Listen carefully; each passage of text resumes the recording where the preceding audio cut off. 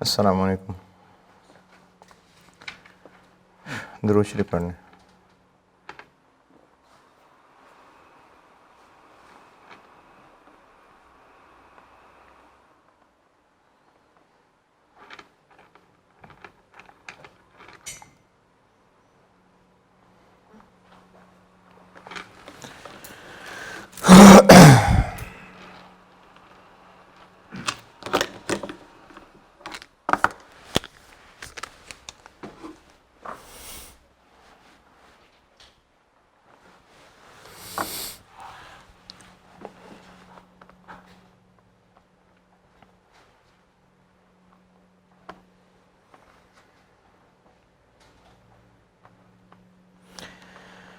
सवाल दिया था कोई ऑटम 14।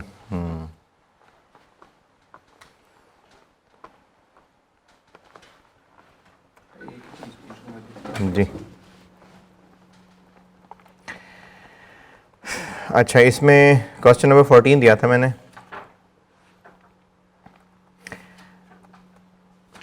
इसमें गुडविल की वर्किंग के अंदर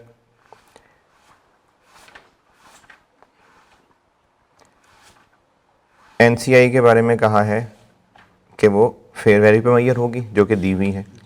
80 मिलियन वो आ जाएगी, इन्वेस्टमेंट आ रही है बैलेंस शीट में, इन्वेस्टमेंट आ जाएगी, और उसके अलावा कोई फेयर वैल्यू एडजस्टमेंट नहीं है, यानी सिंपली बस कैपिटल है और उस वक्त की रिटेन अर्निंग्स है।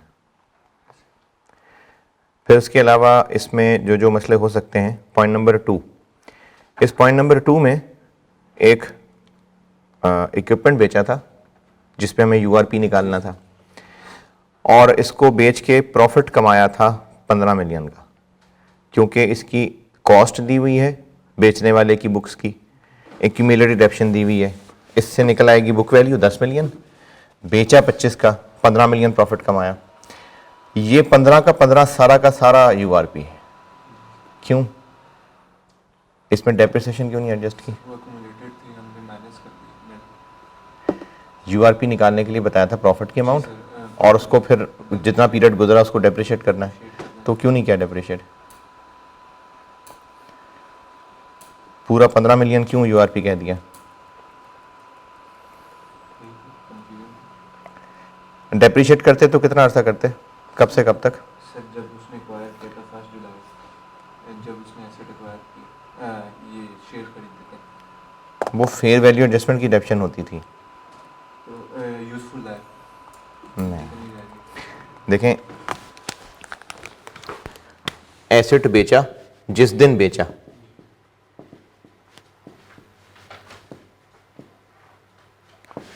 उस दिन जो प्रॉफिट कमाया, और आज बैलेंस शीट जितना टाइम गुजर गया होता है ना, उसकी डेप्रिसिएशन इसमें से लेस करते हैं, तो यूआरपी आता है।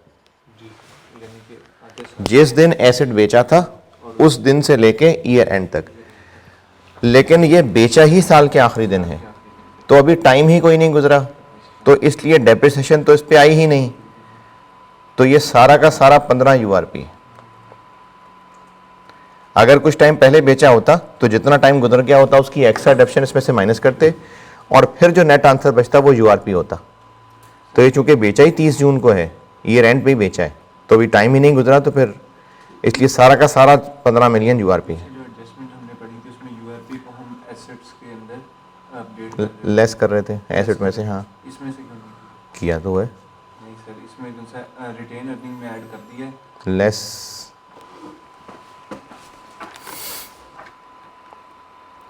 जी सर, कर दिया, ठीक है, करंट एसेट रिटेन अर्निंग में से पूरा 15 लेस कर दिया, और बैलेंस शीट में नॉन करंट एसेट्स में ये पीपी में से भी लेस कर दिया। रिटेन अर्निंग पी की रिटेन अर्निंग से सेलर पी था तो पी की रिटेन अर्निंग से लेस कर दिया, और पीपी से लेस कर दिया। और बाकी ये कि दोनों ने गुड्स बेची थी एक दूसरे को, तो दोनों का यूआरपी आ जाएगा।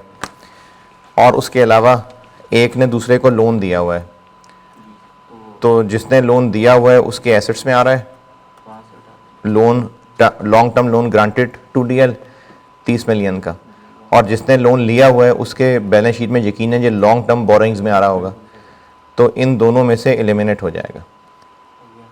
पॉइंट नंबर 4 में जो इंटरेस्ट की इंफॉर्मेशन है, इसका क्या करना है? कुछ भी नहीं करना। इन्होंने वैसे बताया हुआ है कि इस पे इतना इंटरेस्ट रेट है और लिखा हुआ है कि हर 30 जून और 31 दिसंबर को पे होता है, तो बस ठीक है, 30 जून को हो गया होगा पे। तो इसलिए इस इंटरेस्ट का कुछ भी नहीं करना। तब करना होता जैसे कल क्लास वाले सवाल में भी था कि एक ने इंटरेस्ट रिकॉर्ड किया नहीं हुआ था, पी ने, तो फिर रिकॉर्ड करते। यहां पर तो नहीं कहा कि रिकॉर्ड नहीं किया, जो नॉर्मल ट्रांजेक्शन है ना वो हो गई होंगी रिकॉर्ड, क्यों नहीं हुई होंगी? तो इसलिए हर 6 महीने बाद जब इंटरेस्ट पे होता है तो हो ही गया होगा, क्यों नहीं हुआ होगा, क्यों नहीं रिकॉर्ड किया होगा, तो हो गया होगा। तो इस इंटरेस्ट का कुछ भी नहीं करना, बस सिर्फ लोन जो है वो एक के एसेट्स में आ रहा है, दूसरे की लॉन्ग टर्म बोरोइंग्स में आ रहा होगा, तो 30-30 दोनों जगह से खत्म कर देंगे। एस की बैलेंस शीट में 30 नजर नहीं आ रहा, इसलिए नजर नहीं आ रहा कि उसकी लॉन्ग टर्म बोरोइंग्स हैं और भी 2-4 जगह से लोन लिया होगा, तो हमने तो सिर्फ वो देखना है जो पी ने एस को दिया हुआ है, तो वो 30 है जो कि पी के एसेट्स में आ रहा है, तो 30 वहां से भी लेस और 30 लॉन्ग टर्म बोरोइंग्स में से भी लेस। और पॉइंट नंबर 3 में 2 गुड्स हैं, 2 यूआरपी हैं, तो फिर 2-2 यूआरपी इन्वेंट्री में से लेस होंगे और जो जो इनका सेलर था उसमें से लेस होंगे। कैसे पता चल रहा है कौन सेलर है? एएल्स इन्वेंट्री इंक्लूड्स, यानी एएल बायर है, गुड्स परचेज फ्रॉम डीएल, तो डीएल सेलर था। इसी तरह डीएल्स इन्वेंट्री इंक्लूड्स, तो डीएल की इन्वेंट्री में पड़ा हुआ मतलब डीएल बायर है, goods purchase from AL, AL से खरीदी थी, तो जो पहले 27 मिलियन पे यूआरपी निकलेगा वो डीएल की रिटेन अर्निंग से लेस होगा, जो 24 मिलियन पे यूआरपी निकलेगा वो एएल की रिटेन अर्निंग से लेस होगा, और दोनों यूआरपी इन्वेंट्री में से लेस हो जाएंगे। ये हो गया ऑटम 14। ये पहला सवाल आपने पास्ट पेपर का कर लिया। ये छोटा लेवल था या ये आसान था, इससे ऊंचे लेवल भी आए हुए हैं। पिछला वाला भी बड़ा आसान था वैसे भी, जो रिसेंट आया है ना, अच्छा है? रिसेंट जो भी आया है वो आसान ही है। अच्छा जी, एडजस्टमेंट मैंने आपको 8 तक करा दिए हैं, नहीं 6 तक कराई हैं, एडजस्टमेंट 6 तक करवाई हैं आपको। एडजस्टमेंट नंबर 7 अभी आधी करा रहा हूं, क्योंकि जो बाकी आधी है वो एक सवाल आएगा आगे फिर समझाऊंगा, अभी बस सिर्फ आपको आधी करा रहा हूं। और ये एडजस्टमेंट 7 CFA 1 की काफ़ी मशहूर एडजस्टमेंट है, ये कैफ में भी एक दफ़ा आ चुकी हुई है, लेकिन ये CFA 1 की बड़ी मशहूर एडजस्टमेंट है, तो हो सकता है कि ये आपको टेस्ट हो। CFA 1 की बहरहाल ये मशहूर एडजस्टमेंट है, हर दूसरे सवाल में एडजस्टमेंट होती है। एडजस्टमेंट नंबर 7 समझ लें। IS 37 प्रोविजंस और कंटिंजेंट लायबिलिटी में फ़र्क होता है। प्रोविजन वो होती है जो प्रेजेंट ऑब्लिगेशन है पास्ट इवेंट की वजह से, और प्रोबेबल है कि आउटफ्लो होगा और रिलायबल एस्टीमेट लग सकता है। कंटिंजेंट लायबिलिटी वो होती है जो या तो प्रेजेंट ऑब्लिगेशन है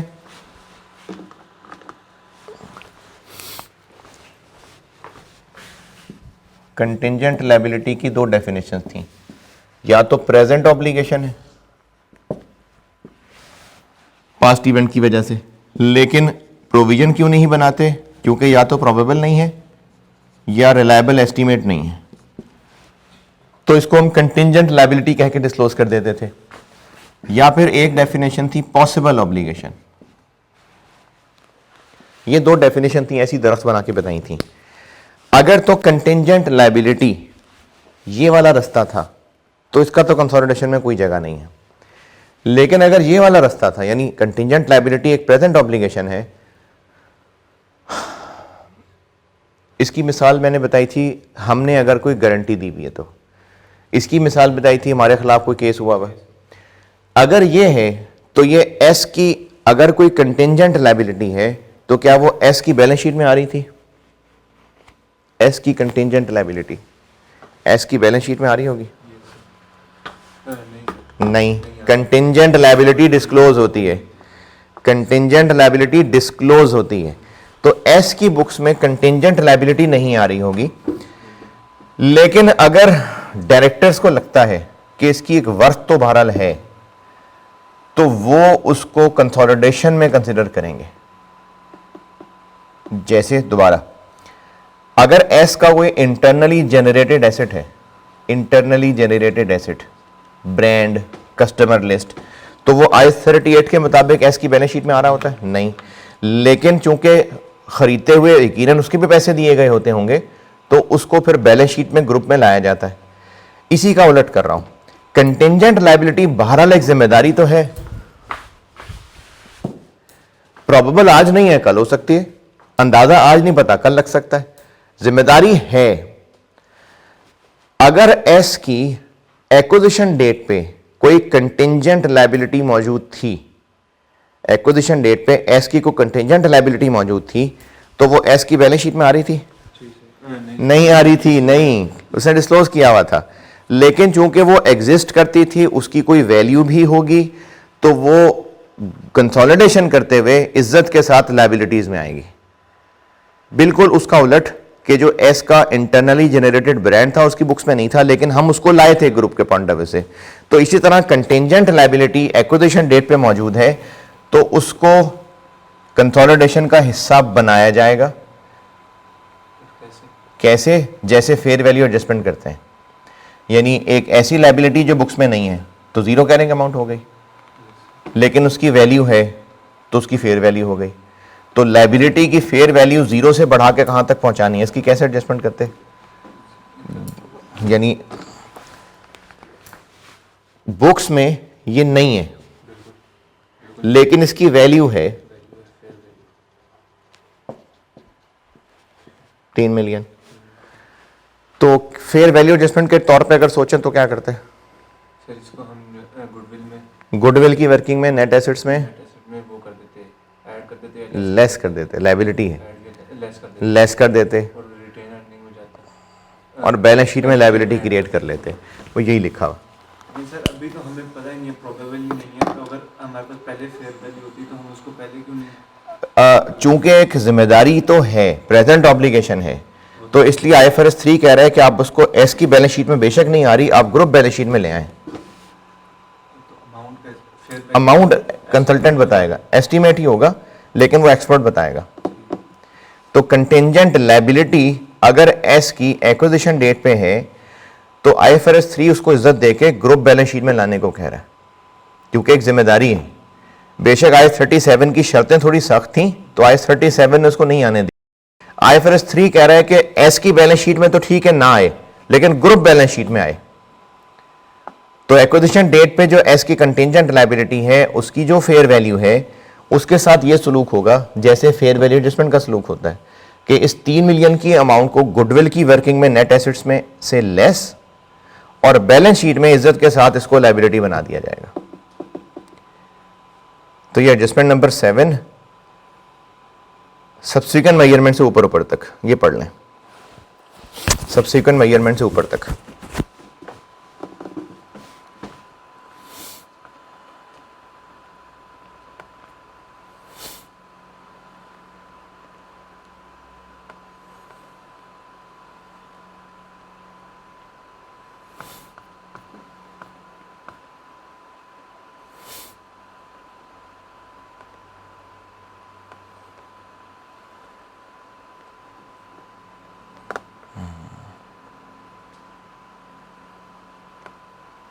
यहाँ पे उसमें जैसे वहाँ पे हमने पढ़ा था कि आउटफॉल प्रोबेबल होना चाहिए, या यहाँ पे उसने कह दिया fair value can be reliable होनी चाहिए। यानी अगर कंसल्टेंट फेयर वैल्यू बता रहा है और आपको तो सवाल में दी होगी इसकी वैल्यू, तो उसको हमें ग्रुप पॉइंट ऑफ व्यू से रिकॉर्ड करना पड़ेगा। गुडविल की वर्किंग में नेट एसेट्स में से लेस, और बैलेंस शीट में ये लायबिलिटी आ जाएगी।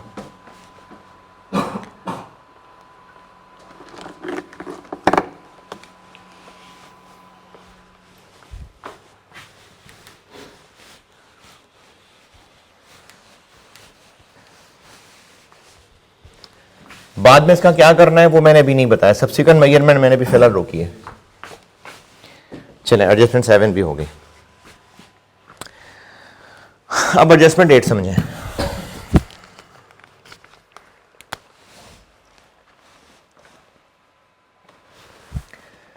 गुडविल की वर्किंग में ये जो हम इन्वेस्टमेंट लिखा करते हैं, फिर आगे वो fair value of NCI, goodwill की वर्किंग में नेट एसेट्स एस के,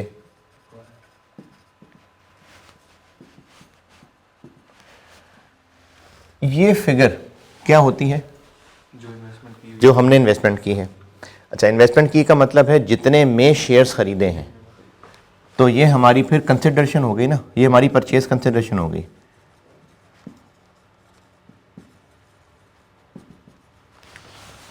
कि हमने जो एस के शेयर्स खरीदे वो कितने में खरीदे, वो होती है इन्वेस्टमेंट।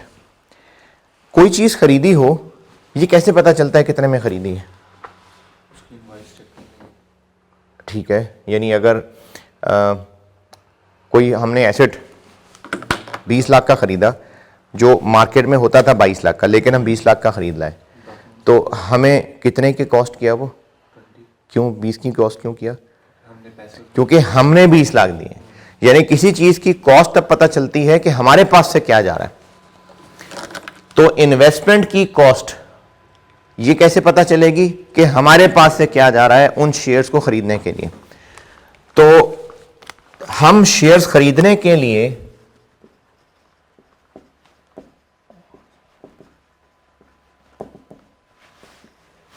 किस किस तरह से पेमेंट कर सकते हैं?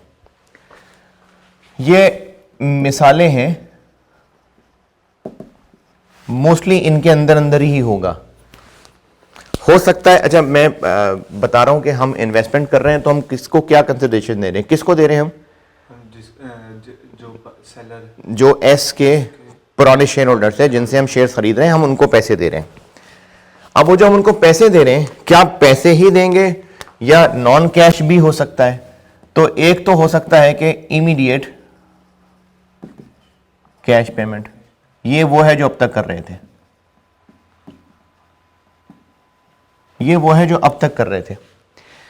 फिर इसके अलावा हो सकता है हम उनको कैश की बजाय शेयर्स दे दें अपने, यानी पी जिन लोगों से एस के शेयर्स खरीद रहा है उनसे एस के शेयर्स ले और कीमत के तौर पे अपने शेयर्स उनको इश्यू कर दे। इसको शेयर एक्सचेंज भी कहते हैं।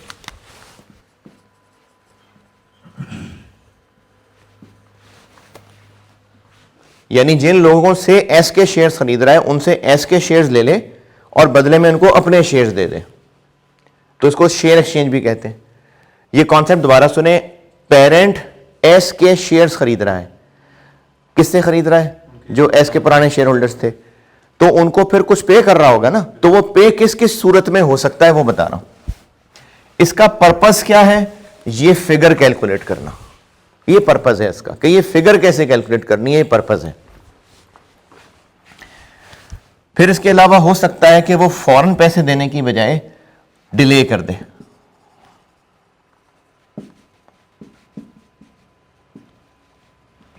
यानी उन शेयर होल्डर से कहे कि हम तुम्हें ना 2 साल बाद देंगे पैसे, उधार कर ले, डेफर्ड कैश पेमेंट भी हो सकती है।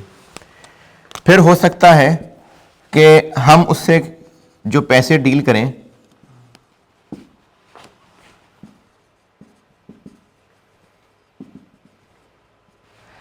वो कुछ इस तरह से डील करें कि तुमने तारीफें बड़ी की थी एस के शेयर्स बेचते हुए, तो ऐसा करेंगे हम ना 3 साल का वेट करेंगे। 3 साल तक जो तारीफें तुमने की हैं अगर वो पूरी हुई, मिसाल के तौर पे तुमने कहा था कंपनी में पोटेंशियल बहुत है, तो ये देखना हर साल इसकी जो प्रॉफिट्स हैं वो 20% बढ़ेंगे। हम 3 साल तक देखेंगे, अगर तो प्रॉफिट्स वाकई 20% बढ़ गए तो हम तुम्हें 4 मिलियन रुपए और दे देंगे, लेकिन अगर नहीं बढ़े तो नहीं देंगे। कंटिंजेंट कंसिडरेशन, कि उन शेयर होल्डर्स को पैसे देना डिपेंडेंट हो गया किसी का शर्त पे, अगर वो शर्त पूरी होगी तो पैसे दे देंगे, नहीं पूरी होगी तो नहीं देंगे। इसको कंटिंजेंट कंसिडरेशन कहते हैं। फिर इसके अलावा हो सकता है कि हम उनको पैसे या शेयर देने की बजाय अपने डिबेंचर इशू कर दें। ये क्या? हमारी तरफ से हम उनसे शेयर दे रहे होंगे और बदले में उनको डिबेंचर, अपने डिबेंचर उनको दे रहे होंगे, तो उनको क्या फायदा है इस बात का? उनको इनकम बनेगी। एक तो उनको कल को इंटरेस्ट मिलेगा और दूसरा कल को डिबेंचर वापस करके पैसे ले सकते हैं। फिर इसके अलावा ये भी कर सकते हैं कि हम उनको अपना ही कोई एसेट दे दें।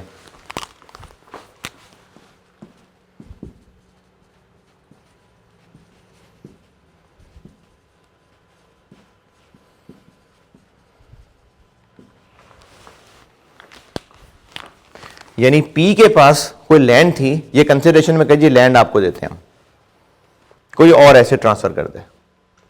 ये पॉसिबल शक्लें हो सकती हैं कि पेरेंट जब एस के शेयर्स खरीदे तो उनको कंसिडरेशन क्या पे करे।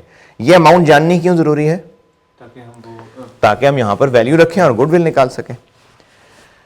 इन सब की मैं अलग अलग चीजें बताता हूं, लेकिन एंड रिजल्ट सबका एक है। हम जो चीज खरीद रहे हैं वो हमें कितनी कॉस्ट करती है, ये कैसे निकाला जाएगा? यहाँ से इसकी जो हमारे पास से जा रहा है, जो चीज हम खरीद रहे हैं मार्केट में मिलती रहे 22 लाख की, हम अगर 20 लाख की खरीद रहे हैं तो हमें वो 20 लाख कॉस्ट कर रही है। क्यों 20 लाख कॉस्ट कर रही है?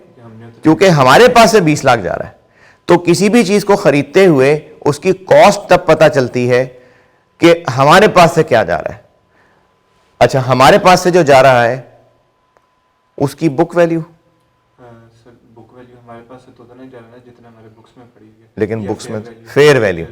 तो इन सब में तकरीबन कॉमन बात यह होगी, सब में तकरीबन सब में, कि जो हम दे रहे हैं कंसिडरेशन उसकी उस वक्त फेयर वर्थ क्या थी, किस वक्त, जिस वक्त हमने दिया, यानी एक्विजिशन डेट के ऊपर। तो ये सारी फिगर्स जानना इसलिए जरूरी है क्योंकि हमें गुडविल की यहां पर इन्वेस्टमेंट की फिगर चाहिए। क्या सवाल में इनमें से कोई एक होगी? नहीं, 2-3 का मिक्सचर भी हो सकता है। तो ये पॉसिबल मोड्स ऑफ कंसिडरेशन होते हैं। इन सब का ऑब्जेक्टिव ये है कि जिसमें से जो भी हम मोड इख्तियार कर रहे हैं, किस लिए, किन लोगों को दे रहे हैं, एस के पुराने शेयर होल्डर्स जिनसे हम एस के शेयर खरीद रहे हैं, तो हमें इनकी अमाउंट जानना है। हो सकता है हम कोई एक मोड इस्तेमाल कर रहे हैं, हो सकता है मिक्सचर हो। अब वो कैसे करना है एक एक करके बताता जाता हूं। ये तुम पहले पढ़ चुके हैं, जितने पैसे दे रहे हैं, इन्वेस्टमेंट डेबिट, कैश क्रेडिट। इसी को मैं एक्सप्लेन कर दूं तो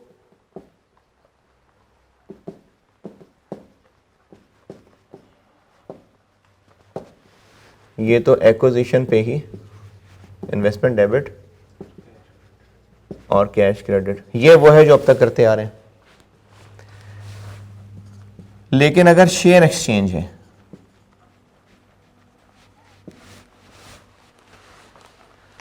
तो हम अपने शेयर इशू कर रहे हैं, अपने शेयर इशू कर रहे हैं तो हमारा शेयर कैपिटल बढ़ रहा है, कम हो रहा है, बढ़ रहा है। तो इन्वेस्टमेंट डेबिट और शेयर कैपिटल क्रेडिट,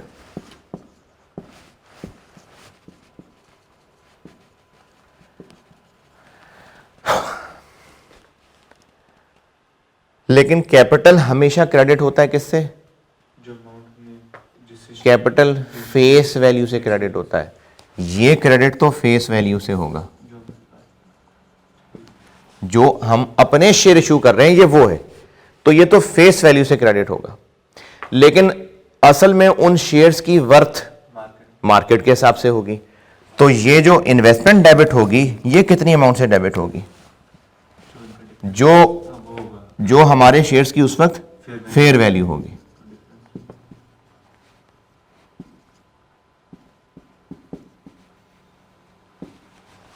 लेकिन जो डबल एंट्री टैली नहीं हो रही, शेयर प्रीमियम, तो यहां पर अब शेयर प्रीमियम आ जाएगा।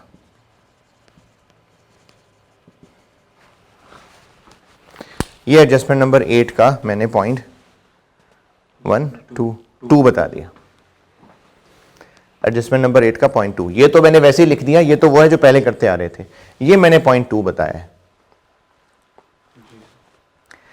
अच्छा, इसमें क्या क्या मुश्किलें हो सकती हैं? मुश्किलें ये हो सकती हैं कि आपको ये नहीं बताया कि हम अपने कितने शेयर इशू कर रहे हैं। तो इसके लिए क्या क्या मसला हो सकता है वो मैं आपको मिसाल से बताता हूं। चलें, एक बार नंबर ऑफ शेयर्स पता चल गए। सवाल में हो सकता है कहा हो कि पी ने इसकी एंट्री पूरी अपनी बुक्स में प्रॉपर कर ली हुई थी, तो उसकी बुक्स में सब पूरा रिकॉर्डेड है, तो इन्वेस्टमेंट भी आ रही होगी। और हो सकता है इन्वेस्टमेंट्स में और बहुत कुछ हो, तो फिर आपको खुद कैलकुलेट करनी पड़ सकती है फिगर। लेकिन हो सकता है सवाल में कहा हो कि पेरेंट ने इसकी बुक्स में एंट्री ही नहीं की थी, तो क्या करें फिर?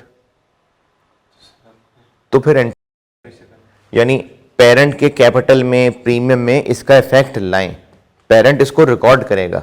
और एक बार जब इफेक्ट ले आएगा तो फिर गुडविल की वर्किंग तो करनी ही करनी। अब ये नंबर ऑफ शेयर्स कैसे निकालने हैं? नंबर ऑफ शेयर्स ऐसे निकालने हैं जैसे आप FAR 1 में वो राइट इशू और बोनस इशू की कैलकुलेशन सीख के आए होंगे। वर्डिंग कुछ इस तरह की हो सकती है कि P ने S के 4 मिलियन शेयर्स में से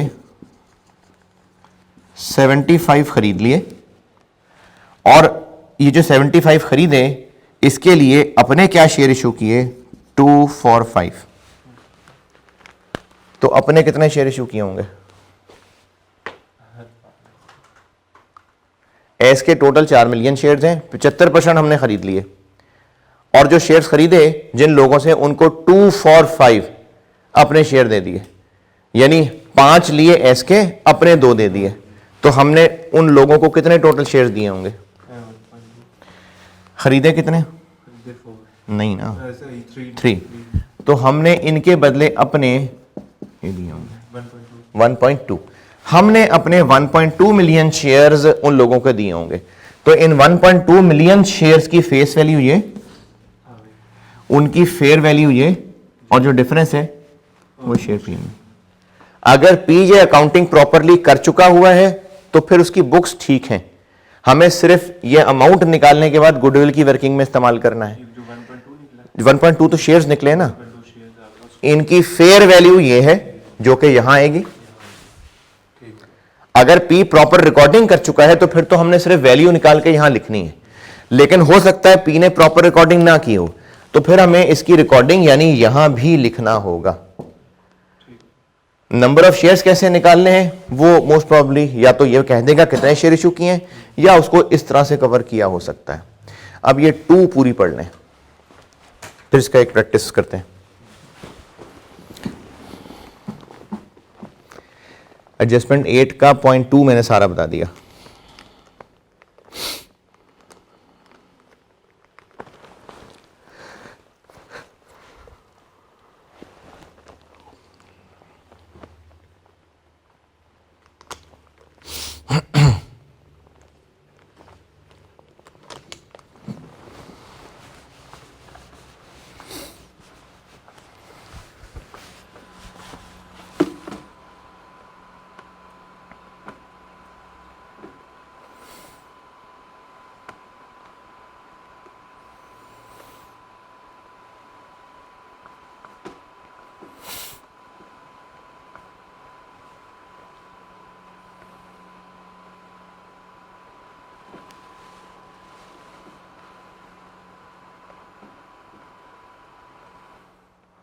यहाँ पे एक ये पॉइंट लिखा हुआ है इन केस ऑफ कंसिडरेशन, जहाँ पे हम पी के शेयर्स की वैल्यू फाइंड नहीं कर सकते। तो फिर हम इसकी पॉइंट नंबर 2, ये जो शेयर एक्सचेंज के नीचे अंग्रेजी की 2.25 लाइनें लिखी हैं, ये बता दी आपको कि सवाल में मोस्टली हो सकता है कि ये रिकॉर्ड ना किया हो, तो फिर इसको इंश्योर करना है कि पी ने इसको ठीक रिकॉर्ड किया हुआ या नहीं किया हुआ। बाकी ये जो भी मैंने वहाँ 1.2 मिलियन समझाया, इसका मैंने फार्मूला भी लिख दिया कि एस के जो शेयर्स खरीद रहे हैं इनटू जो शेयर एक्सचेंज रेशो है, इससे निकलेगा कि पी के कितने शेयर इशू हो रहे हैं और इनटू के हम अपने जो शेयर्स अपने इशू कर रहे हैं उसकी उस वक्त क्या फेयर वैल्यू थी। और फिर उसके बाद एक लाइन लिखी हुई है कि अगर सिर्फ शेयर एक्सचेंज ही है, ये और ये, इनमें से कुछ नहीं है, सिर्फ शेयर एक्सचेंज है और पी के शेयर्स की मार्केट वैल्यू नहीं पता चल रही, तो उसका एक हल फिर ये हो सकता है कि चलो जो एस के शेयर्स खरीद रहे हैं उन्हीं की फेयर वैल्यू यूज कर लेंगे। ये हो सकता है, यानी ये आईएएस की तरफ से अलाउड है, कभी किसी सवाल में हुआ नहीं, लेकिन ये याद रखिए ये हो सकता है। तो अगर प्रॉपर वर्किंग नहीं की हुई आईएएस पेरेंट ने प्रॉपर रिकॉर्डिंग नहीं की हुई, ये मैंने लिखा हुआ है consolidation adjustment if still unrecorded, तो फिर हम एक तो उसको इन्वेस्टमेंट में लिखेंगे गुडविल की वर्किंग में, और दूसरा जो पेरेंट के शेयर्स की फेस वैल्यू है वो बैलेंस शीट के कैपिटल में आ जाएगी और जो इनके एक्सेस है वो बैलेंस शीट में प्रीमियम में आ जाएगी।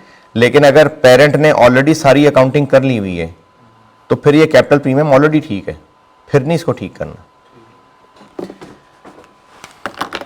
सवाल लिखें इसका।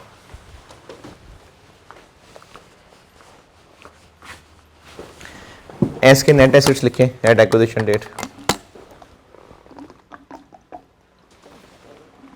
एक्विजिशन डेट पे एस के नेट एसेट्स बता रहा हूं।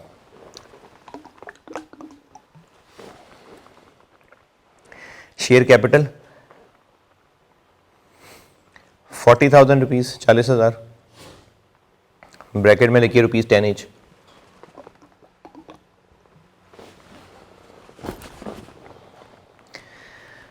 Share premium 4,000। ये मैं एस की इक्विटी बता रहा हूं at acquisition. Other reserves 6,000।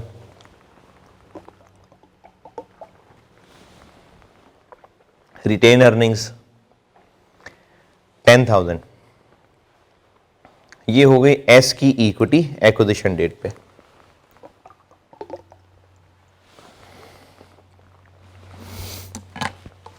P acquired 80% shares of S, 80% 80% shares of S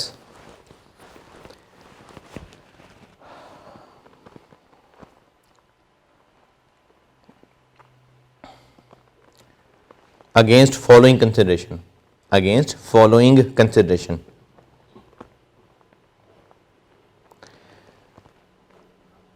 अब इस फॉलोइंग कंसिडरेशन में नंबर 1 है इमीडिएट कैश पेमेंट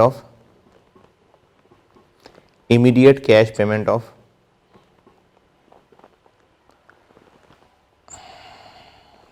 8 रुपए पर शेयर, ₹8 पर share.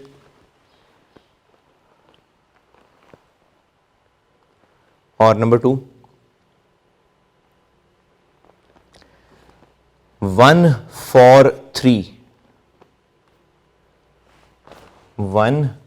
for 3 share exchange.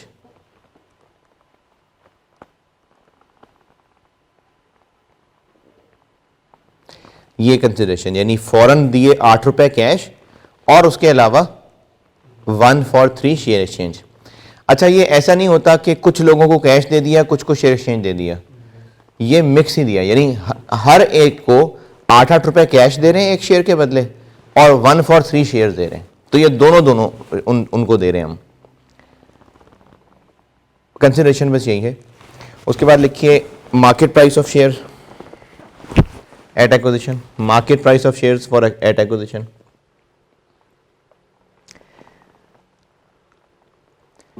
S का एक शेयर 19 रुपए का,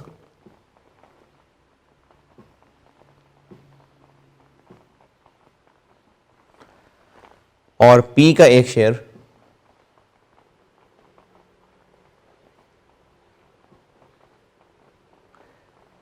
75 रुपए का, 75।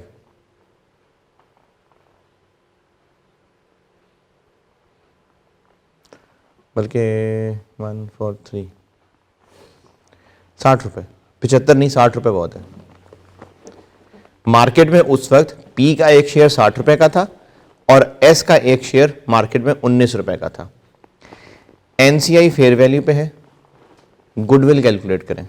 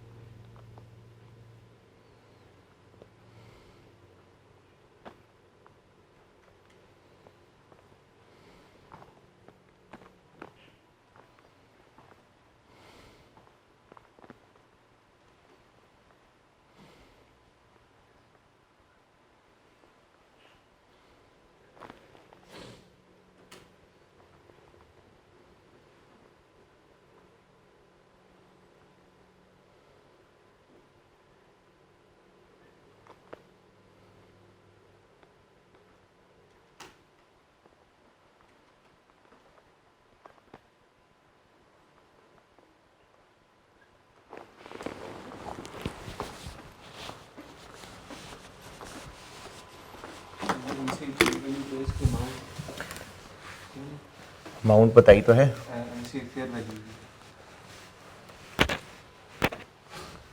क्या कॉन्सेप्ट होता है एनसीआई की फेयर वैल्यू का? एनसीआई की फेयर वैल्यू बताई है मैंने। एनसीआई की फेयर वैल्यू का कॉन्सेप्ट ये होता है कि जिन लोगों ने अपने शेयर्स उस दिन नहीं बेचे थे, उस दिन उनके शेयर्स की क्या कीमत थी, तो क्या थी? सर ये 19 रुपये।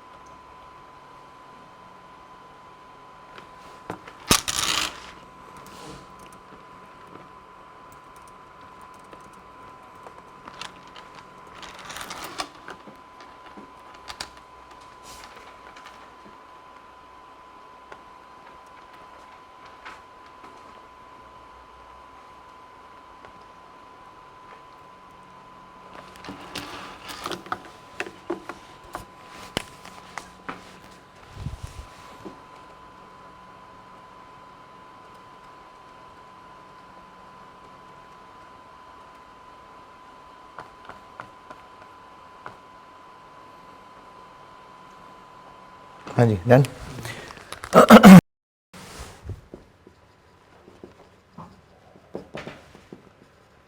एक तो कैश दे रहे हैं हम फॉरेन, कितना? 32 हम एस के शेयर्स ले कितने रहे हैं? 3200 ले रहे हैं ना, क्योंकि 4000 इसके शेयर्स हैं, 80% हम ले रहे हैं, और हर शेयर के बदले 8 रुपये दे रहे हैं, 25600। फिर इसके अलावा हम अपने शेयर्स दे रहे हैं, तो हम अपने शेयर्स दे कितने रहे हैं? 143 3200 1/3। अच्छा, अब आंसर डेसिमल में आएगा? आने दें, खैर है, यानी ये इतना बड़ा मसला नहीं है, यानी ये ज़रूरत नहीं है कि आप इसको करें कि अच्छा 1/3 ये तो आ जाएगा कितना? 1067। तो आप कहें नहीं 1067 करूँ मैं, कोई मसला नहीं है। इनटू आगे सर आ जाएगा हमारे पास 60 रुपीज़। सर लेकिन हम राउंड अप कर सकते हैं, जैसे अभी 10 कर सकते हैं। अगर आप कैलकुलेटर कोई करने दें, कैलकुलेटर भी करने थे, मैंने खुद ही निकाल लिया।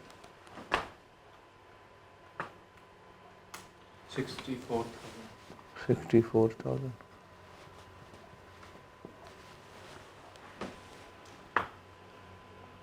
और फेयर वैल्यू ऑफ एनसीआई,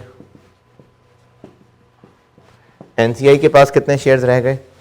800। उस दिन वो कितने का था? 19 रुपए का। 15,200। इसमें से फिर लेस हो जाएंगे एस के net assets. Capital 40, premium, other reserves, retained earnings 10,000, 60,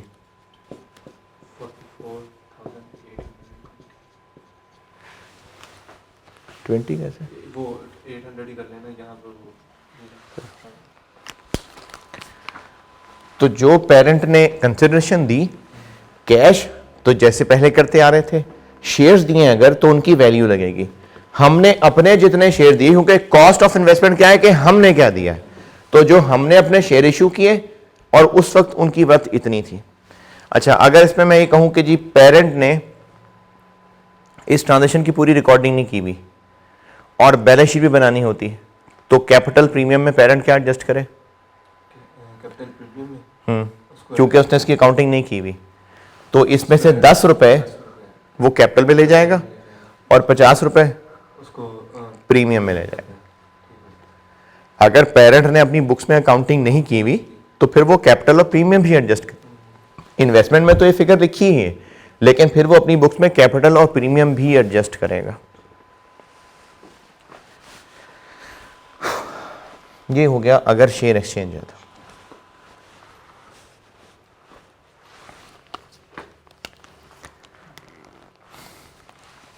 share exchange वाली बात आई समझ? जी सर।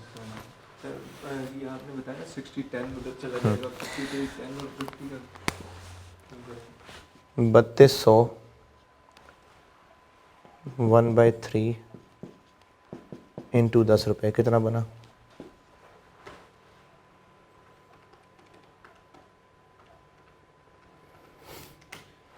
ये बन गया 10,666।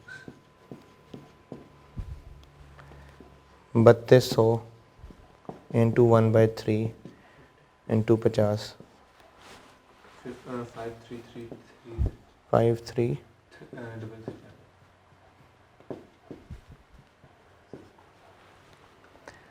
ये कितना बन गया?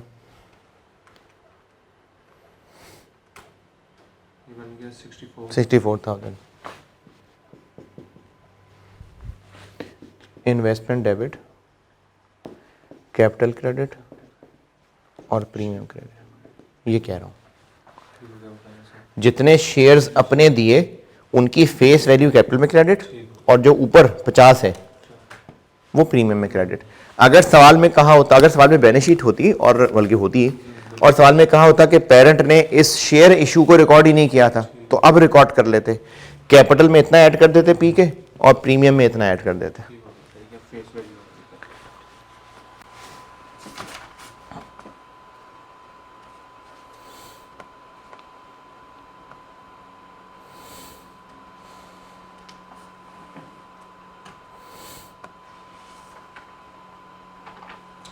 दो से ज़्यादा भी मिक्सअप हो सकता है। जी जी बिल्कुल।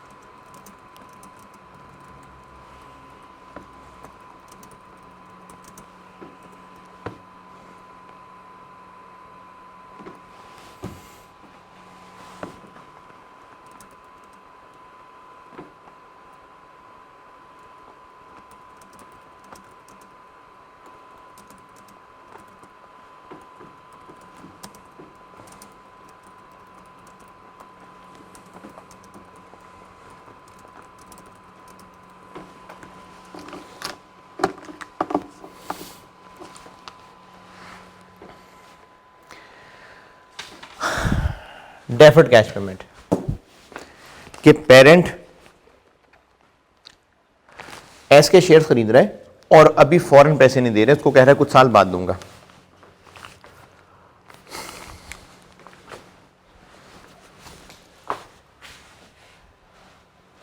शेयर्स चूंकि खरीद लिए तो इन्वेस्टमेंट डेबिट होनी चाहिए कि नहीं? होनी चाहिए।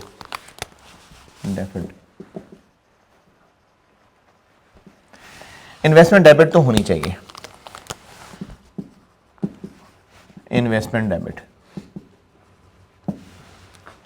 लेकिन पैसे नहीं दिए अभी, तो कैश तो क्रेडिट नहीं हो सकता, फिर लायबिलिटी क्रेडिट हो जाएगी। तो एक लायबिलिटी बना लेंगे, इसको डेफर्ड कंसिडरेशन भी कह सकते हैं, कंसिडरेशन पेएबल भी कह सकते हैं। डेफर्ड कंसिडरेशन मुनासिब है। हमने उन लोगों को कहा कि हम तुम्हें ना 2 लाख रुपए 3 साल बाद देंगे, तो इन्वेस्टमेंट डेबिट और पेएबल क्रेडिट 2 लाख रुपए से नहीं 3 साल बाद देने, फिर उसको जैसे हम लीज में उसकी पीवी से, तो हम ये एंट्री करेंगे पीवी से। इन्वेस्टमेंट डेबिट और डेफर्ड कंसिडरेशन क्रेडिट, और फिर 3 साल गुजरेंगे तो क्या करेंगे? लाइबिलिटी खत्म कर देंगे। 3 साल तक क्या करेंगे? 3 साल ये अभी तो पीवी रिकॉर्ड की है, उसका एक्सपेंस बनाते उसका इंटरेस्ट एक्सपेंस बनाते जाएंगे। तो एक्विजिशन से लेके एक्चुअली जब पैसे देने होंगे, जितने भी साल बीच में आएंगे, और जाहिर है सवाल में अगर ये टेस्ट होगा तो अभी वो पैसे नहीं दिए होंगे, तो जितने भी साल बीच में आएंगे इंटरेस्ट डेबिट होता जाएगा और ये डेफर्ड कंसिडरेशन क्रेडिट होती जाएगी। जैसे कह लें लीजेस में करते थे, या प्रोविजन फॉर डिस्मेंटलिंग कह लें बेशक, हाँ प्रोविजन फॉर डिस्मेंटलिंग कर लें कि पीपी डेबिट पीवी से और प्रोविजन क्रेडिट, फिर हर साल बढ़ाते जाते थे इंटरेस्ट एक्सपेंस डेबिट और प्रोविजन क्रेडिट। यानी अगर गुडविल की वर्किंग में याद रखना हो कि इन्वेस्टमेंट में क्या फिगर आएगी तो क्या होगी? सर जो ये आएगा हमारे पास इन्वेस्टमेंट तो पीवी इसके लिए इंटरेस्ट रेट अलग से रेट दिया होगा उसके लिए, तो इन्वेस्टमेंट में इसकी पीवी आया करेगी और बाद में पेरेंट ये हर साल अकाउंटिंग करता जाएगा। अब इसमें आपको एग्जाम में टेस्ट हो सकता है और ज़्यादा चांसेस हैं इसी बात के कि आपको ये कहा हो कि पेरेंट ने इसकी अकाउंटिंग ही नहीं की, तो फिर आप अकाउंटिंग कर लें। क्या कर लें अकाउंटिंग? जो इसकी पीवी है वो यहां लिख लें और बैलेंस शीट में डेफर्ड कंसिडरेशन को बिल्कुल आप ना प्रोविजन फॉर डिस्मेंटलिंग रख लें बेशक ध्यान में कि पहले दिन वाली पीवी यहां, जैसे वहां प्लांट की कॉस्ट में ऐड होती थी, बैलेंस शीट में कौन सी फिगर लिखेंगे? बैलेंस शीट में सर एक्सपेंस मिला जो इसकी अब ईयर एंड की पीवी बनती है इंटरेस्ट एक्सपेंस में लाके, और वो जो इंटरेस्ट एक्सपेंस है वो पी की रिटेन अर्निंग में चार्ज हो जाएगा अगर पी ने प्रॉपर अकाउंटिंग नहीं की हुई तो। वरना अगर की हुई है तो बस ठीक है, उसने की हुई है। ये मैंने आपको नंबर 3 बता दी, एडजस्टमेंट नंबर 8 में नंबर 3 बता दिया आपको।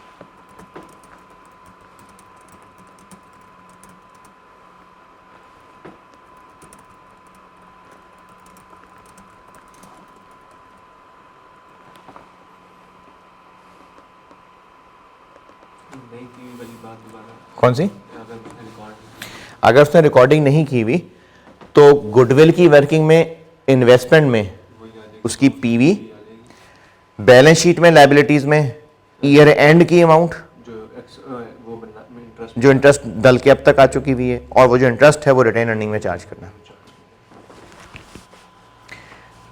लिखें इसके लिए क्वेश्चन लिखिए। अब ये ना मैं सारे पॉइंट पढ़ाता जाता हूँ ना तो क्यूमुलेटिव पढ़ाता जाता हूँ, उससे बार बार प्रैक्टिस होती रहेगी।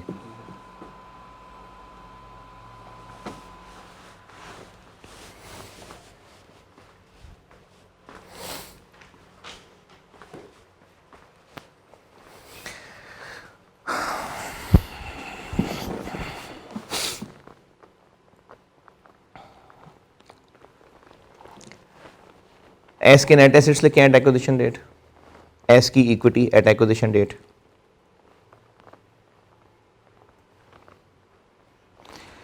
शेयर कैपिटल 40,000, सेम लिख लें इक्विटी सेम वो जो पिछले सवाल वाली थी, 40,000, 4,000, 6,000, 10,000 same.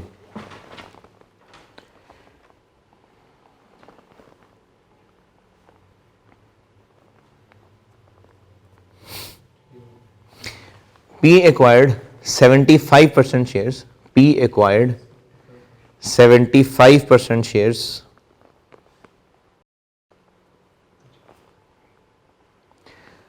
against following consideration. Against following consideration.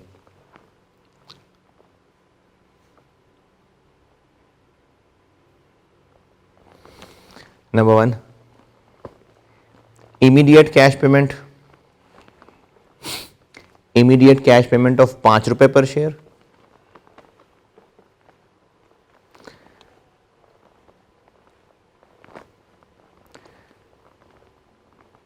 Further cash payment of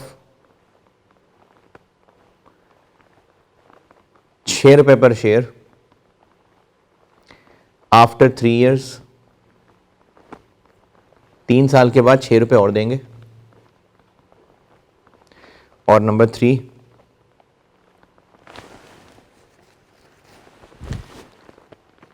to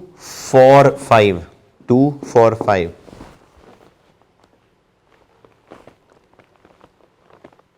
share exchange.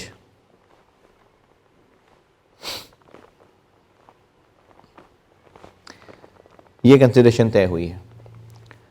Discount rate, consideration बस ये 3 पॉइंट्स थे। Discount rate 9%, market prices of shares at acquisition, shares की मार्केट प्राइसेस एक्विजिशन पे, एस का share 18 रुपए का,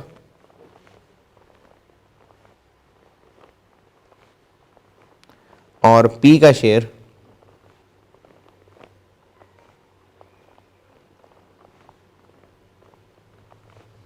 30 रुपए का, 30।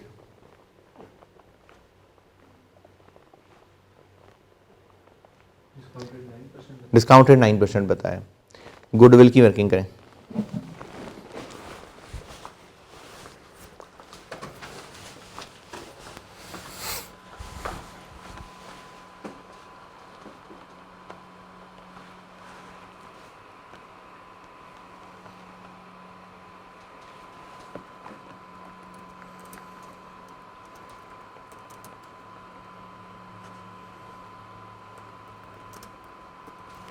कैपिटल 10 रुपीज ईच है। जी, शेयर कैपिटल भाई 10 रुपए ईच।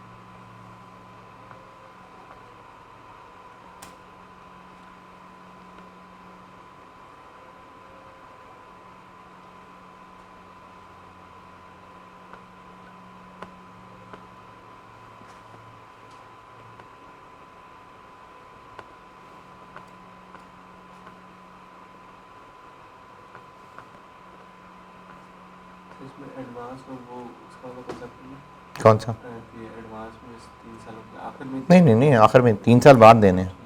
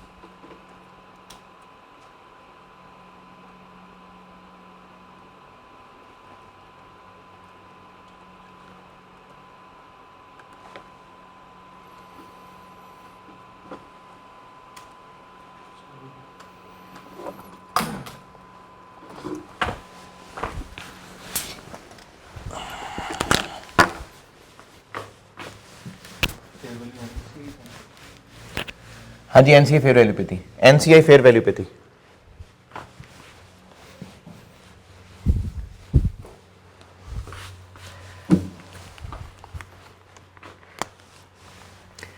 कैश फॉरन कितना, 3,000 शेयर्स लिए हैं और 5 रुपए फॉरन दे दिए।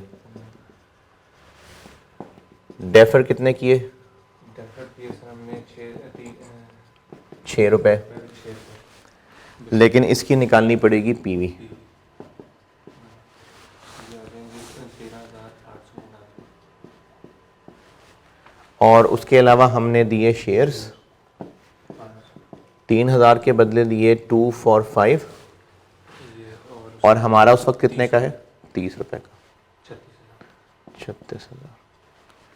और फेयर वैल्यू ऑफ एनसीआई आ जाएगी, एनसीआई के पास कितने शेयर्स रह गए, 1000, एक कितने का, 18,000। आखिर में अमाउंट आ जाएगी 22899 22899।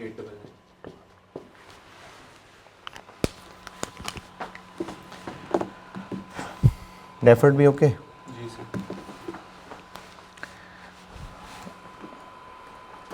अच्छा जी, 2 भी हो गया, 3 भी हो गया, 3 पढ़ लिए, 3 पढ़ लें फिर भी चलें, डेफर्ड कंसिडरेशन पूरा।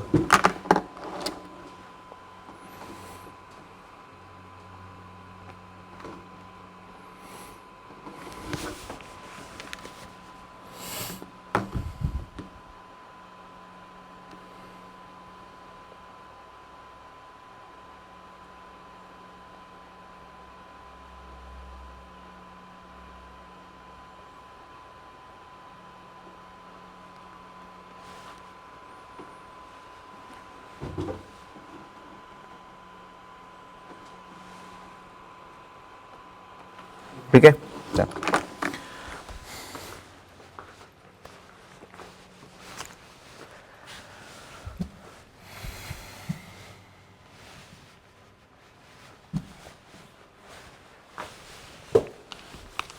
कंटिंजेंट कंसिडरेशन,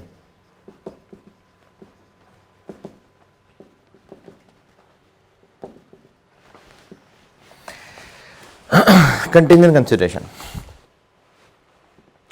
कंटिंजेंट कंसिडरेशन में क्या होगा कि हमने पैसे देने का वादा किया होगा, लेकिन वो वादा मशरूत होगा, वो कंडीशनल होगा, वो कंटिंजेंट होगा किसी और काम के ऊपर। देने मोस्टली पैसे ही होंगे, शेयर्स भी देने हो सकते हैं, लेकिन चांसेस ज़्यादा ये हैं कि पैसे देने होंगे।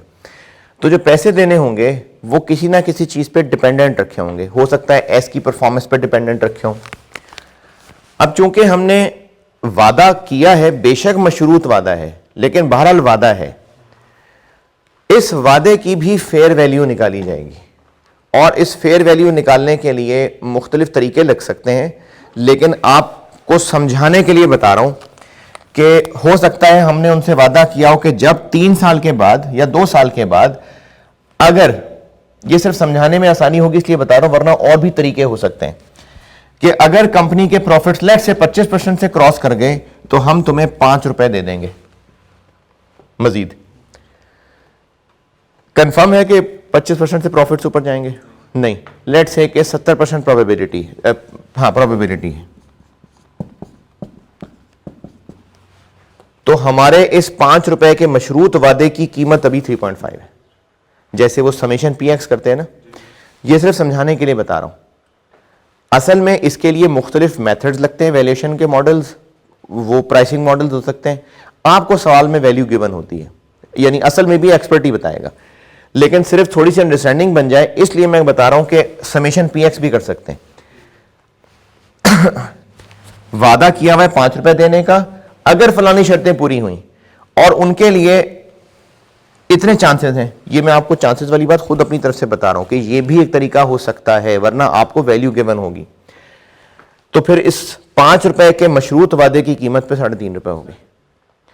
तो आज हम इन्वेस्टमेंट डेबिट करेंगे, और ये जो पैसे हैं देने तो है ना, हो सकता है ना देने हो, लेकिन बहरहाल एक देने की जिम्मेदारी है। तो कंटिंजेंट कंसिडरेशन के नाम से हमारी एक लायबिलिटी आ जाएगी। किस अमाउंट से? एक्विजिशन डेट पे जो इसकी वैल्यू थी, इसकी फेयर वैल्यू थी, इसकी वर्थ थी, इसकी वो वैल्यू थी जो एक्सपर्ट ने बताई थी। वही पीवी की बात करें, पीवी नहीं, जो अभी हमने निकाला। ये भी तरीका हो सकता है, यानी एक्सपर्ट हो सकता है इस तरह से अंदाजा लगा के बता दे कि जितने का वादा है और उसको उस प्रोबेबिलिटी से मल्टीप्लाई कर दे। ये भी हो सकता है एक्सपर्ट के पास एक रास्ता, तो जो एक्सपर्ट वैल्यू बताएगा ये उससे एंट्री होगी।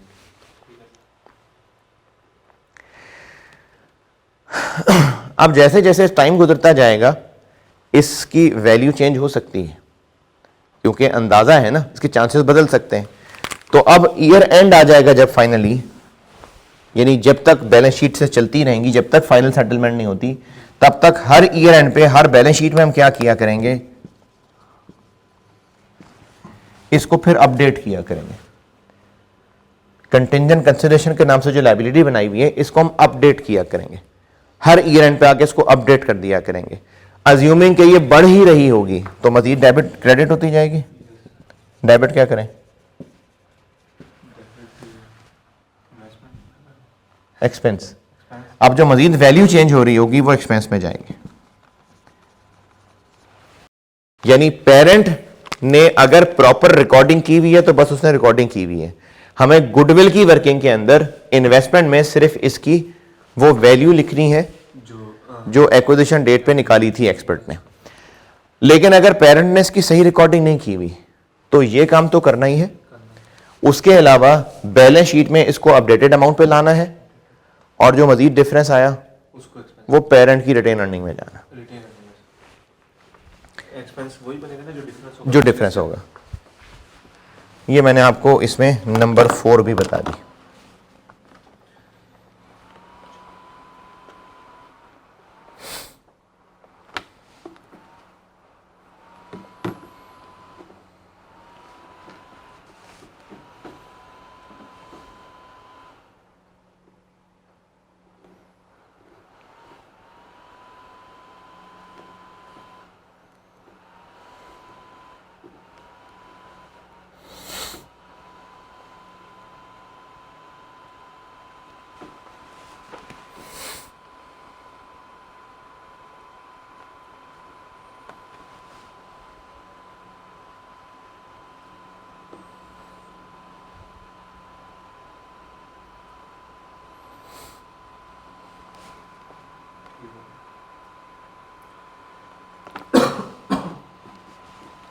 लिखें सवाल, ये सेम कर लें।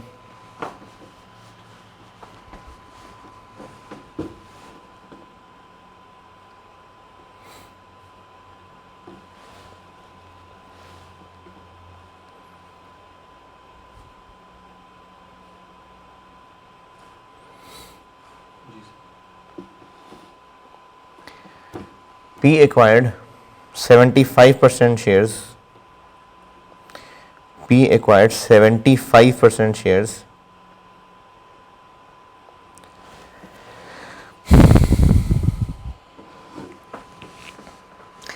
against following consideration. Against following consideration.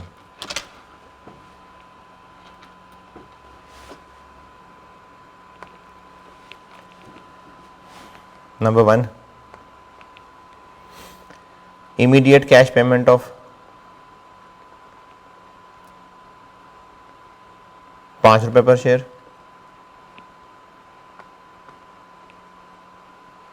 Number 2,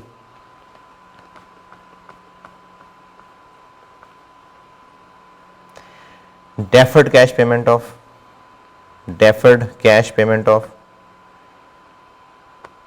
6 रुपए पर शेयर आफ्टर 4 years। 6 रुपए पर शेयर आफ्टर 4 साल।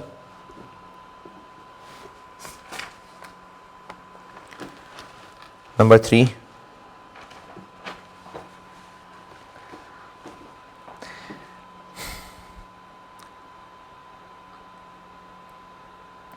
contingent cash payment of contingent cash payment of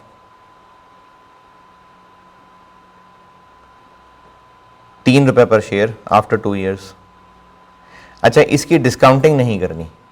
ये जो एक्सपर्ट वैल्यू बताएगा ना, ये उसमें सारा कुछ इंक्लूड करके बताएगा, इसकी डिस्काउंटिंग नहीं करनी। बस याद रहेगी बात, इसकी डिस्काउंटिंग नहीं करनी। कंटिंजेंट कंसिडरेशन की डिस्काउंटिंग नहीं करनी।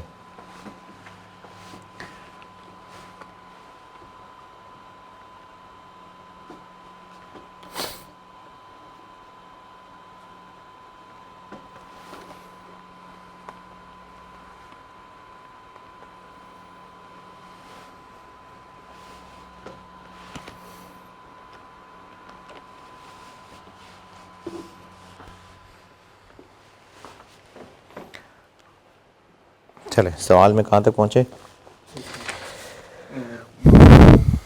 नंबर 3 बताया मैंने, contingent cash payment of rupees 3 पर शेयर आफ्टर 2 साल। और number 4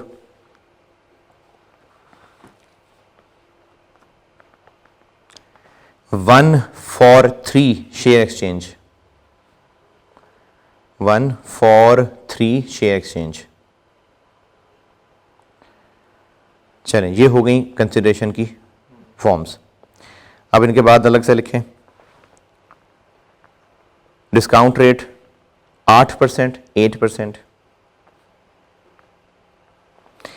fair value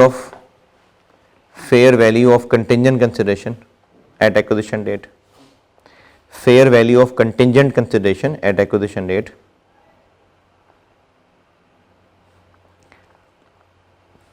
₹2 per share, ₹2।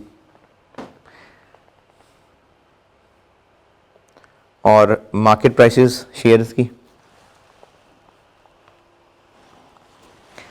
S के शेयर की ₹18,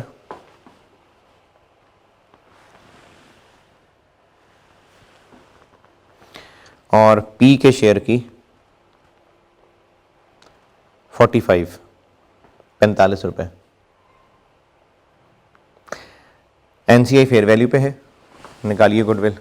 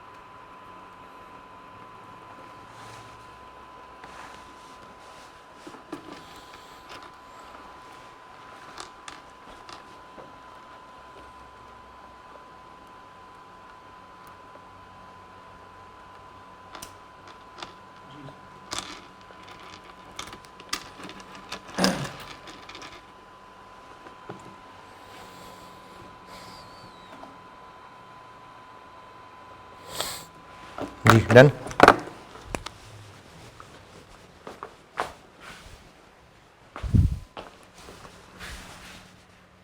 ये 5 ही है शायद। जी सर ये सर।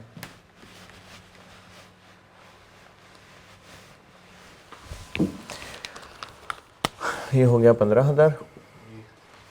डेफर्ड कितना? सर ये हमारे पास है 3,000 इंटू 6 रुपये इंटू 1.08 पावर -4 13231। कंटिंजेंट है 3,000 इंटू 2 6,000 और शेयर्स हैं 3,000 के बदले हम दे रहे हैं 1,000 और हमारा उस वक्त कितने का था? सर हमारा शेयर उस वक्त 45 रुपीज़ 45 का 45,000 45,000 और ये तो वही 18,000 37 231।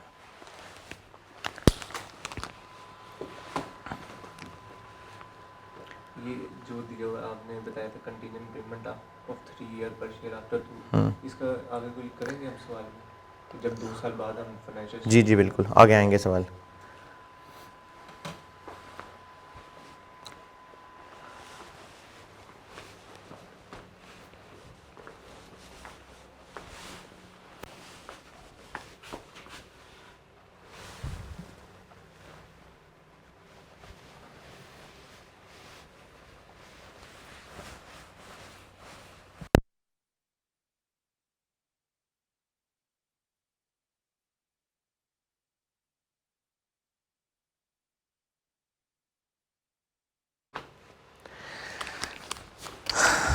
अच्छा अभी शायद वो आवाज़ बंद हुई हो बीच में तो मैंने कुछ नहीं है ऐसा कहा खास, दोबारा बता देता हूँ।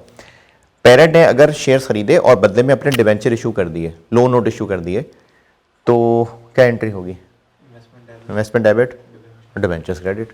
और अब ये डिवेंचर्स ये फाइनेंशियल लायबिलिटी हैं, जैसे फाइनेंशियल लायबिलिटी आती है वैसे ही आते रहेंगे। क्या ये इंटर कंपनी बैलेंस होगा? नहीं क्यों? क्योंकि हमने एस को तो नहीं दिए, एस को थोड़ी इशू किए हैं, तो उन लोगों को इशू किए हैं। तो इन्वेस्टमेंट डेबिट और डिवेंचर्स क्रेडिट कितनी अमाउंट से? जितने के डिवेंचर इशू किए हैं। तो जो हमारे पास हम एक्सपेंस बना रहे होंगे इंटरेस्ट, वो नॉर्मली जैसे IFRS 9 में होता था। वो ग्रुप फाइनेंशियल स्टेटमेंट में आएगा। हाँ नहीं, वो तो पेरेंट की अपनी अकाउंटिंग है। कि अपनी account- हाँ अगर पेरेंट ने इसकी सही अकाउंटिंग ही नहीं की हुई तो अब कर लेगा। और इसमें लास्ट चीज़, ये मैंने डिवेंचर्स वाली बात जो बताई है पॉइंट नंबर 1 में लिखी हुई है। एडजस्टमेंट 8 का पॉइंट 1 पढ़ लें, ये मैंने बता दिया।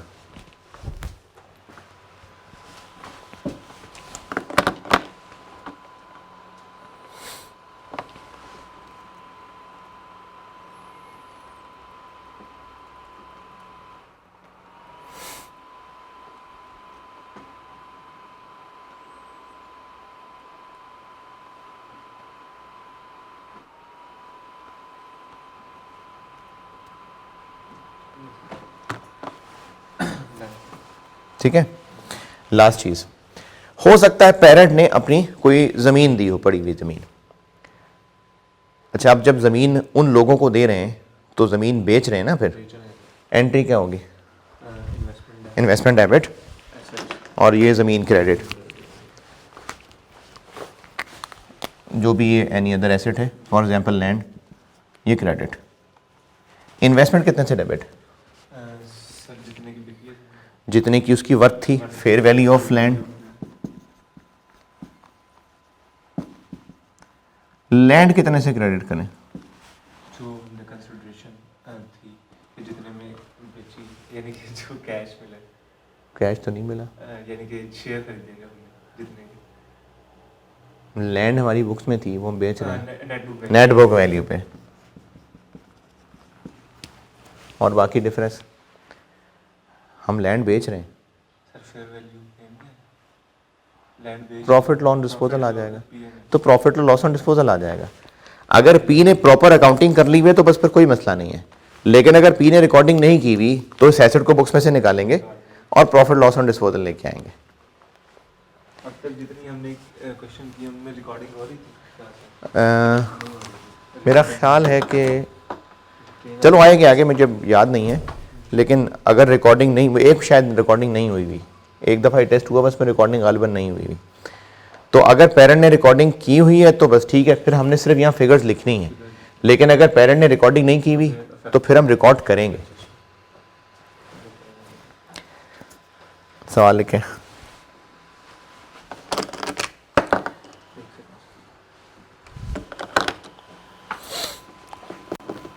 जी सर।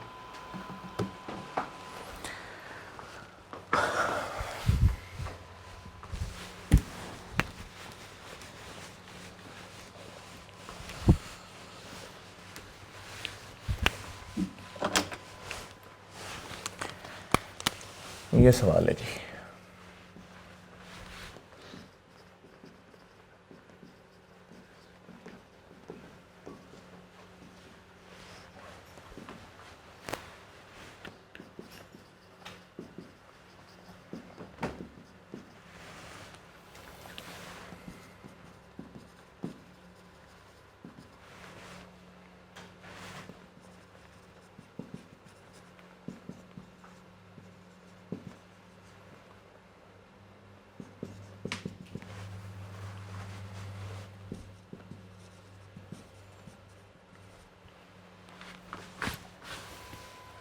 बल्कि इसको ऐसे कह देता हूँ कि पीपीई और करंट एसेट्स से कर लेते हैं।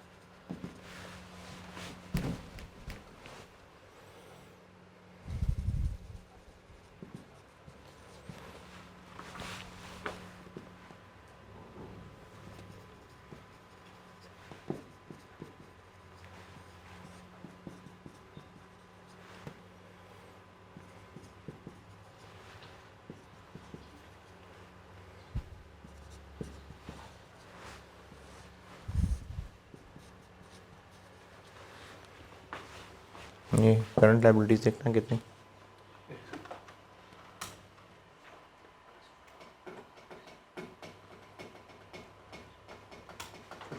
हम्म,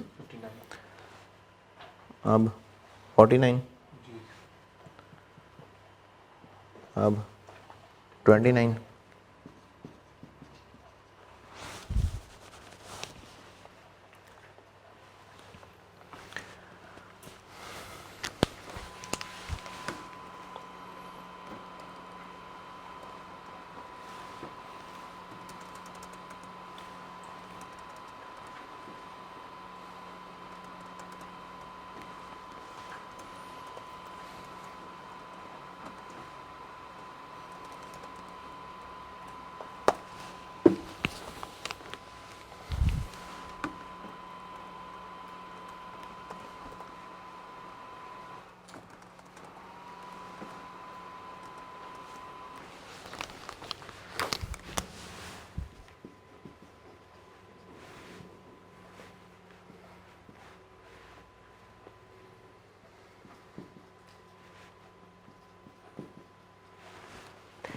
वन 74, 50,000, 10,000, 74,000,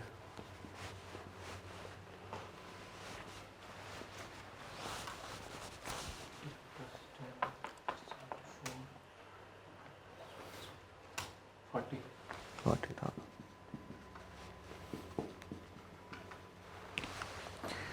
चलिए अदर इन्फॉर्मेशन लिखें।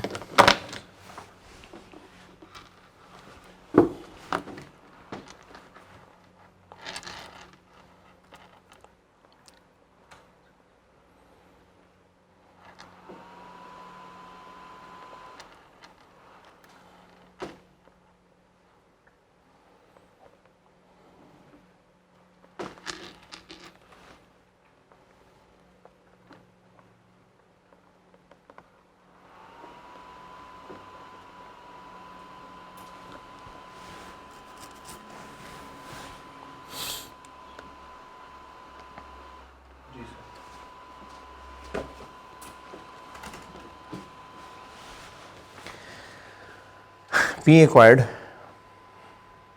P नंबर 1 पॉइंट लिखें, P acquired 60% shares of S on 1st January 20 against following consideration. Against following consideration.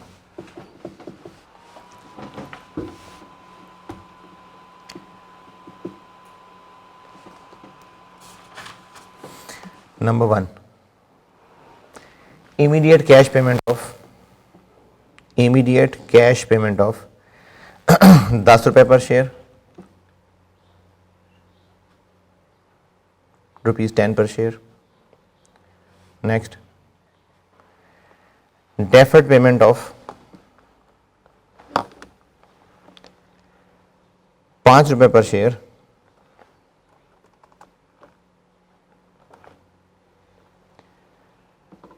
after 4 years.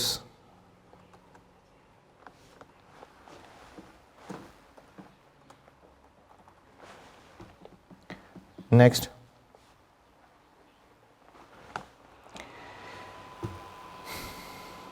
one for 4 share exchange. 1 for 4 share exchange. और next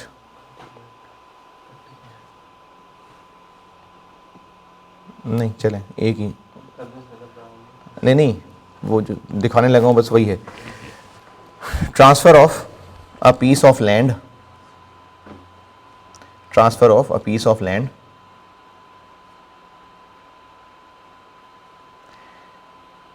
having book value and fair value of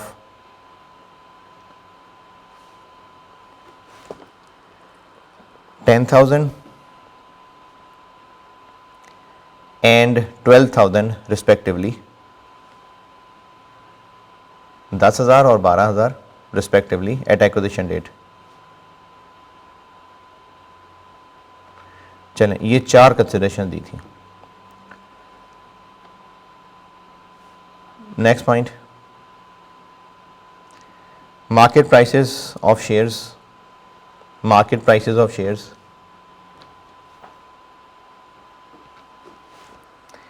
S की 20 रुपये,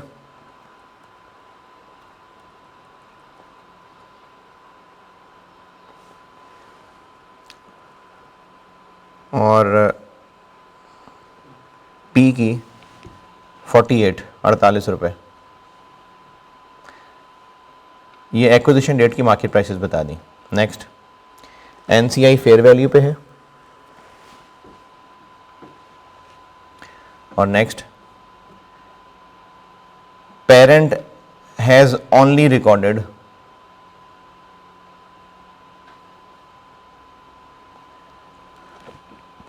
the immediate cash investment. अच्छा, immediate cash investment कितनी है? कितनी बनी total?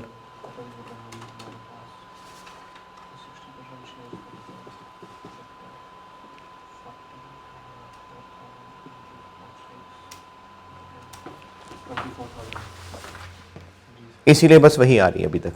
बाकी जो है उनमें से कुछ भी रिकॉर्ड नहीं किया, यानी लैंड का बेचना भी रिकॉर्ड नहीं किया, क्योंकि लैंड को बेचता तो इन्वेस्टमेंट डेबिट करता ना, वो भी नहीं किया हुआ. डिस्काउंट रेट बता दिया मैंने. Discount rate 7%. चलें ये होमवर्क है, जब अगली क्लास में आना तो ये कराना, बल्कि आपको तो नहीं किसी और को बुलाया था. हाँ, बस जो सुन रहा है वो आना, जब मंडे को तो ये करके आना. मैंने एक्विजिशन डेट की तो आपको रिटेन अर्निंग्स ही नहीं बताई. एक्विजिशन डेट की रिटेन अर्निंग्स हैं 16,000. एस की जो एक्विजिशन डेट की रिटेन अर्निंग्स थी ना वो 16,000 थी. अब हो गई चीज़ें पूरी ना. मैंने रिटेन अर्निंग नहीं, अदर रिजर्व नहीं है ना. एक्विजिशन डेट पे ये रिटेन अर्निंग 16,000 थी. चलें अब अल्लाह हाफिज़.